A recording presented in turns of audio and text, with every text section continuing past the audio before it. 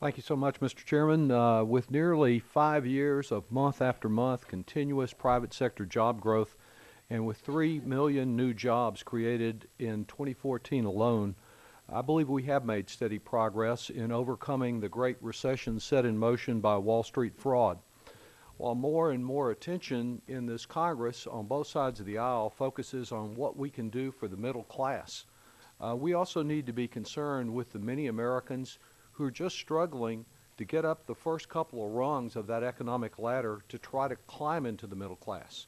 This subcommittee, with its broad jurisdiction over many programs designed to provide opportunities for struggling families, should be a vital part of growing the middle class. It's just one example. One of the issues we've dealt with in this subcommittee is unemployment insurance. And in 2013, the last year on record, about 1.2 million people were not categorized as impoverished because they had unemployment insurance benefits to tide them over as they searched for work. The need for real, meaningful action is particularly evident in my home state of Texas. There, 1 out of every 4 children is below the poverty level, and about a third of all Texans live in the shadow of poverty, meaning that their income is less than twice the poverty threshold. I look forward to hearing from all of our witnesses, but particularly from Francis DeVinny from the Center for Public Policy Priorities, which has provided objective, nonpartisan information on poverty in Texas and a range of social services there and across the country, and can comment on how some of the programs under our purview can help those in poverty. Our subcommittee should be focusing on helping struggling families. Clearly, it is not enough to just throw money at the problem, as we so often hear. But neither is it a substitute, as is sometimes offered in this committee, to merely throw words at the problem. Caring, soothing, empathetic words, but words and no meaningful legislative action. I believe there are 4 goals that are appropriate.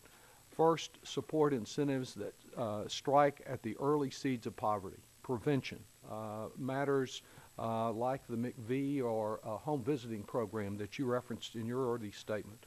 The Protect Our Kids Act that we worked on in the subcommittee had leadership from former Chair Dave Camp on. That commission on child abuse will have its recommendations, I think, later this year and provide us an opportunity to take a look at their findings.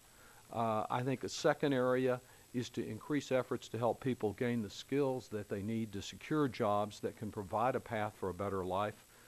An example that we heard about last session, Project Quest in San Antonio, which has an 86% job placement rate, is focused on helping poor people obtain living wage jobs and get the training and education and match them up with where there's a specific need in the labor force. Third area is to eliminate barriers to work. Certainly one of the biggest of those barriers is affordable child care. The President talked about this in the State of the Union address. Less than 20% of the families federally eligible for child care assistance ever obtain any assistance. Finally, we need a reliable safety net for families that fall on hard times.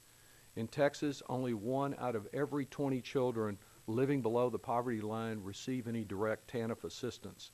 That's not temporary assistance for needy families. It's no assistance for most all the time. Our experience since welfare reform, which I voted for myself in 1996, shows that while we've experienced some progress, too often TANF has meant less and less for fewer and fewer. I believe we need to have evidence-based programs, but we need to look at the evidence, and I'm pleased that you'll be focusing on review of that welfare law so that we can see what we can do to help people escape poverty through good work, good jobs. Mr. Chairman, I look forward to hearing from all of our witnesses and to continuing this discussion throughout this session of Congress. Thank you.